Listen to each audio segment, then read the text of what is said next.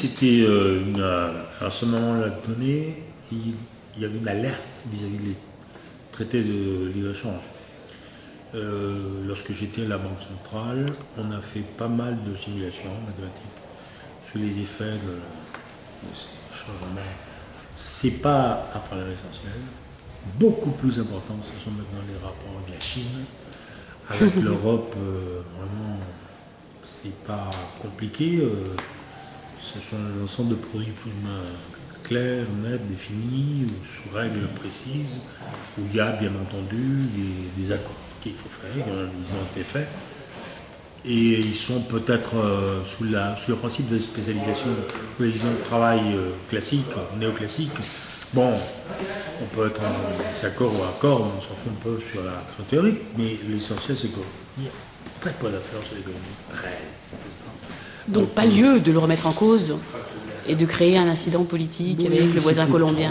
C'était trop peut-être. Mais maintenant, bien entendu, avec le côté de libre-échange avec la Chine, les choses sont totalement différentes.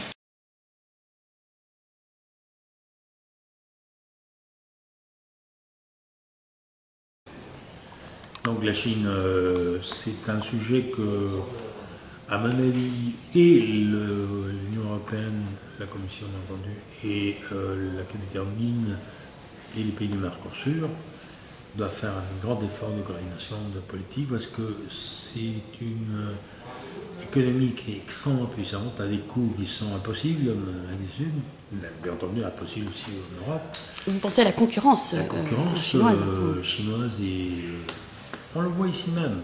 Si on va maintenant dans un grand magasin français et un grand magasin à Santiago, à Lima ou au Brasilia, c'est la même chose. Ce sont tous des produits chinois à des prix qui sont imbattables. Donc là, il y a un problème technique qu'il faut envisager. Mais par exemple, la Colombie rêve de conclure un accord de libre-échange avec la Chine. Vous trouvez que ce serait suicidaire pour le Pérou? Oui et non, parce qu'il vaut mieux avoir un accord clair. Voilà, d'un certain type que ne pas avoir un accord. Parce que sinon, on est aux mains de la contrebande, des prix impossibles, du dumping, enfin de toutes les pratiques de marché qui sont à l'OMC sont totalement châtiés par les instruments de l'OMC. Ouais. Mais si on accepte, donc, il faut avoir un accord avec la Chine, un accord qui ne soit pas d'une nation subordonnée, disons. C'est un accord d'égaux. Il vaut mieux avoir un accord que maintenir cette structure très ouverte, comme quoi la Chine, en général, les intermédiaires commerciaux, récemment.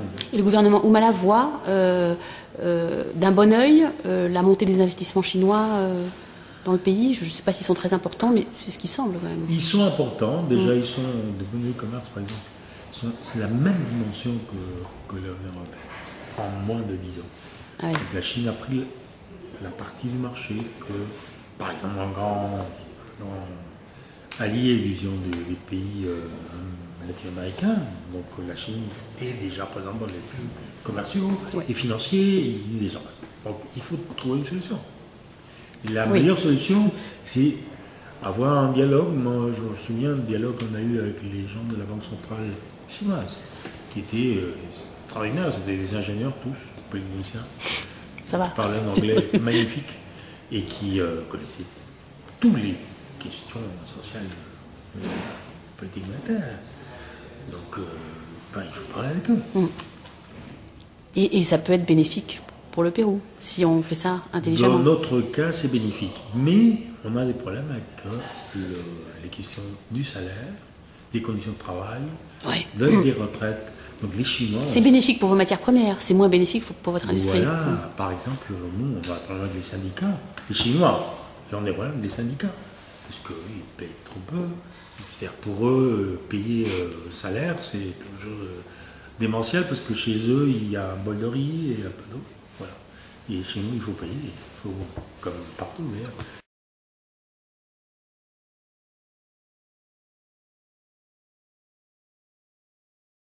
C'est une belle question parce qu'à mon avis, il doit faire exactement les mêmes choses qu'il a fait, que nous avons fait pendant 10 ans. Alors, il ne faut pas changer le modèle qu'on a entrepris l'année 2001, Oui. qui consiste à avoir ce qu'on appelle une règle Taylor, c'est-à-dire un objectif inflation target, un objectif inflation, et manipuler, si le mot est bon, le taux de directeur de la banque. Et avec le taux, pas la quantité de monnaie, mais avec le taux directeur, avoir les possibilités de donner un sens à l'inflation d'une part, mais surtout à la croissance. Ciblage de l'inflation. Ciblage, voilà, ce qu'on appelle le ciblage de l'inflation. Donc, ça a été un système ça a été extrêmement dur de faire le changement l'année 2001, parce que on venait d'un système quantitatif révolu, les Chicago Boys.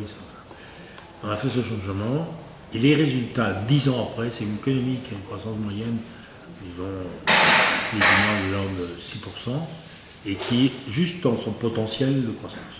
Donc une économie qui a doublé le revenu moyen par tête des habitants du pays, et qui est une économie qui est puissante maintenant, on est d'accord sur les bases de l'économie. Qui a des réserves importantes, je ne sais plus quel est. Il y a des réserves énormes, qui ont 50 millions de dollars.